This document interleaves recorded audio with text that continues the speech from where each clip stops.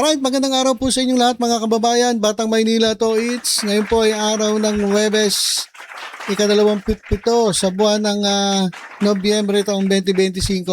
Kahapon po ay pinasinayanan po ang 15 story San Lazaro Residences. Ito po ay isa sa 7 in-city vertical housing projects ng lungsod ng Maynila. At alam nyo ba kung sino ang kasama sa inauguration? Hindi po si Sara Duterte.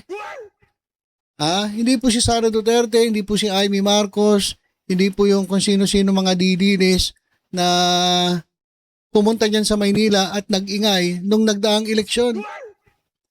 Kaya iiyak dito yung mga DDS eh. Iiyak dito yung mga DDLs mga kababayan. Alam niyo ba kung sino ang kasama ni Yorme Isko Moreno sa inauguration? Ito mga kababayan, tingnan natin sino ba. Ito. Ayan, panoorin natin yung video. Ayan mga kababayan, naglalakad si Yorme. Oops! May kumakaway dun. May kumakaway. Ayan mga kababayan, Ayan. Ayun. Ayun po yung kasama ni Yorme Isko Moreno. Walang iba kundi si Presidente Bongbong Marcos. Ayan, Ito, balita po ng GMA. President Bongbong Marcos inaugurates the San Lazaro Residences, a 20-story, 382-unit in-city vertical program o housing program for underprivileged resident of City of Manila. Ayan mga kababayan. So si Presidente Bongbong Marcos po ang kasama ni Yorme Isko Moreno. So ako nagulat. Ako nagulat. Kasi bakit si Presidente Marcos hindi si Sara Duterte? Kasi nung kampanya, di ba, Sara Duterte ingay-ingay diyan eh. Pinagbabanatan yung mga mga kalaban nila sa politika eh. Yung mga congressman, si Abante, si Chua, si Valeriano, pinagbabanatan ni Sara Duterte eh. At yung banat niya hindi banat ng matino, bastos. Yung bunganga ni Sara Duterte parang hindi vice presidente yung mga banat niya kay Abante. Tapos, nagsalita rin si Amy Marcos. Tapos, kung sino-sino nagpunta mga DDS na dyan, nandyan din si Marcoleta. Sino-sino pa ba yung nagpunta dyan nung panahon ng eleksyon? So, during nung panahon ng eleksyon, mga DDS ang namayagpag dyan sa Maynila. Kumbaga, ginamit etong Maynila ng mga DDS para sa sarili nilang kapakanan. Hindi naman po talaga nila hindi sila concerned sa mga taga Maynila. Hindi po yun ang nila, ang layunin nila kaya sila nagpunta sa Maynila. Gusto lang nila talagang gamitin itong lungsod ng Maynila para sa kanilang political agenda. Kasi tingnan nyo ngayon, nasaan si Mocha? Nasaan si Mocha? Baka nga galit na itong mga DDS kay Yorme. Kasi bakit si Presidente Bongbong Marcos ang inimbitahan niya diyan sa inauguration ng San Lazaro Residences at ilang mga proyekto sa Maynila, hindi niya ata iniimbita si Sara Duterte. Sa tingin niyo mga kababayan, bakit ganon? Bakit si Presidente Bongbong Marcos hindi si Sara Duterte? Sila yung magkasama nung eleksyon. Sa tingin niyo, siguro hindi bilib kay Sara Duterte. Kasi walang ginawa ito, hindi manira, hindi naman nagtatrabaho, di ba? Basahin nga natin ilang comment mga kababayan. Tatak Marcos daw, Tatak Marcos. Tatak po yan? Tatak Yorme. Tatak Yorme kasi ito pong mga proyektong ito ay sinimulan nung panahon ni Yorme at itinuloy po ni Mayor Hani Lacuna. At ito, natapos sa panahon uli ni Yorme. So, yan po yung katotohanan dyan. So, ito, the working president. Siguro, kaya si Presidente niyaya niya. Kasi kapag si Sara ang nagsalita dyan, ang gagawin lang nun, maninira kay Presidente. Puro politika maririnig mo. Hindi ka makakarinig ng mga pananalita na makakapagpalakas ng loob ng mga Manileño o mga batang Maynila. Ang gagawin niya lang, pupunta siya dyan sa Maynila, sisiraan niya ang mga Marcos, BBM resign. Walang ya. Pinapasinayanan mo yung San Lazaro residences, tapos sasabihin mo, BBM resigned. Tapos babanatan yung mga politiko. Kaya siguro hindi iniimbita ni Yorme itong si Sara Duterte sa mga ganyan kasi mapapalayo ang kwento eh. Ang kwento, kinakailangan masaya ang tao, masaya ang mga batang Maynila sapagkat meron na namang ibibigay si Yorme, itong lungsod ng Maynila sa pakikipagtulungan ng national government ni Presidente Bongbong Marcos dito sa mga mga batang Maynila, itong mga housing projects na ito.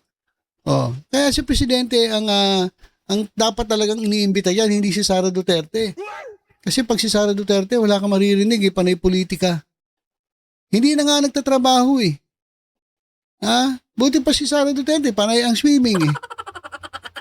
Si Presidente Marcos, wala nga oras na makapag-swimming to eh. Di ba? Project yan ng Luzon ng Maynila, Time Mayor Escopa. Kamusta yung groundbreaking na pabahay na mga po si BBM? Walang balita. Ito, didilis to. Ang alam ko, project ito ni Isko during PRRD time. Project ito ni Isko, walang kinalaman si PRRD rito. Ito yung sariling sikap ni Yorme. Huwag niyong isama si Duterte dyan. Kasi, nung panahon ng eleksyon, binabanatan nga ni Yorme ito si PRRD. Di ba? Nung tumakbo siya ng 2022.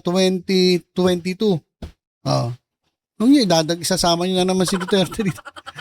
Kukuha na naman kayo ng credit, hindi naman walang kinalaman si Duterte rito. Wala ang ginawa si Duterte, puro ghost project ngayon nangyari nung panahon niya eh. At ngayon lang to na-open, ngayon lang nalalaman sa panahon ni PBBM. So, ayan mga kababayan, iyak na ang mga didilis. Si Presidente Bongbong Marcos inimbitahan eh. At siya yung nagpasinayan ng housing project na ito. Pakinggan natin yung itong interview kay Yorme Isko Moreno tungkol nga dito sa sa inauguration ng 15 stories San Lazaro residences. That the national government, particularly the office of the president, inaugurated and saw what local government can do with regard to in seeking practical housing. Di ba? The national government, office of the president, ang nag-inaugurate. Kaya yung mga DDS, sasabihin pwede naman si office of the vice president Bakit hindi si Sara? Pwede naman si Sara. Imbita mo si Sara, baka nagsiswimming pa.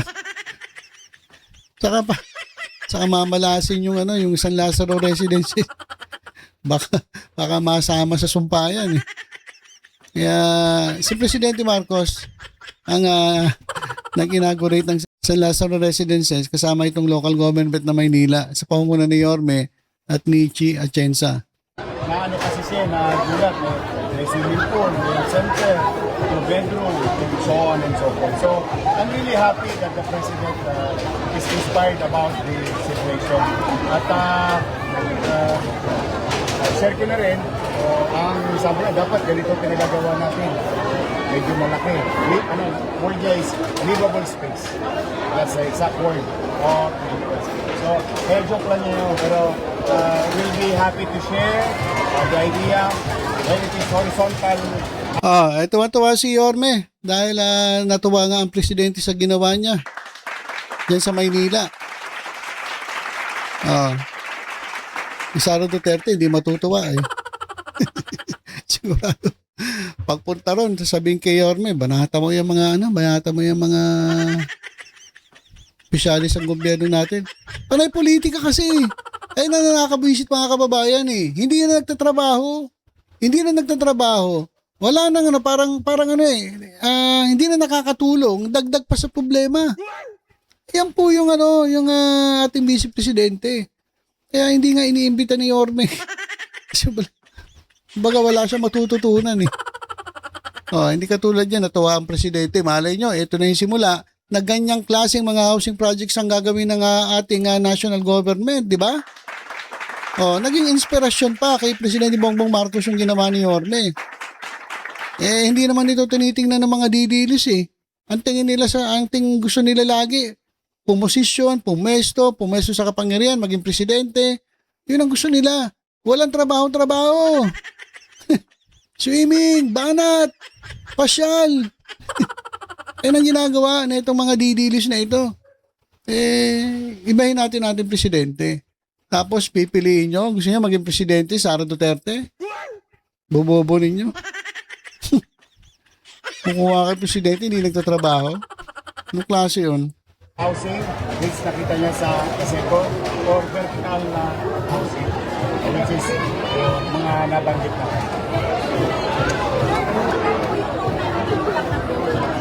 Saka hindi kaya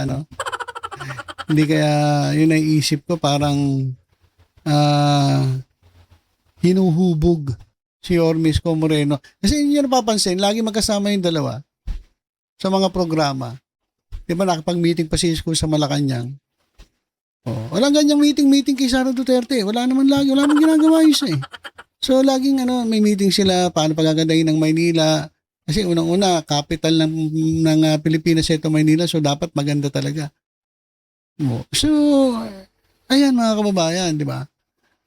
Maganda yung yung kanilang ngayon, cooperation, local government sa national government at baka sa 2028 wala pang para presidente ang ang admin di ba? Hindi kaya hinuhubog nila si Isko Moreno para tumakbo bilang presidente. Kayo, mga kababayan, payag ba kayo si Isko? Ako, ayoko muna magsalita. Maraming magsasalita, maraming kukontra.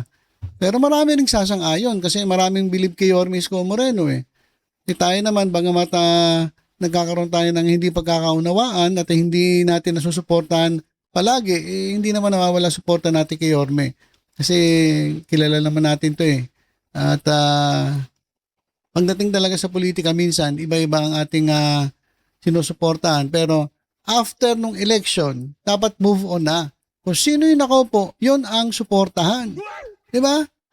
Parang ganun Kaya nga sumusuporta ako sa admin ngayon Bakit? Kasi natatandaan ninyo nung natalo si Yorme dun sa election, the day after, o kinagabihan, sabi niya, move on na tayo. Suportahan na natin yung nakaupo. So, ganun, sumuporta tayo ngayon sa nakaupo. So, ganun din yun. Last time, natalo si Hani Lacuna, ngayon si Yorme nakaupo, suportahan natin yung nakaupo. Di ba? Ako wala naman ako masamang tinapay kay Yorme sa kay Hani Lacuna kasi magkasama naman sila dati. Di ba? Talaga yung mga trolls lang talaga ng gugulo. yung mga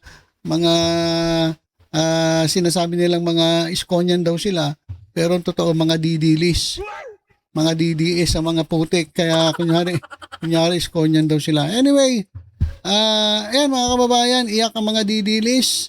Imbis na si Sara Duterte, si Presidente Bongbong Marcos ang iniimbita ni Yorme para mag-inaugurate na itong kanyang mga proyekto, mga housing project dyan po sa lungsod ng Maynila.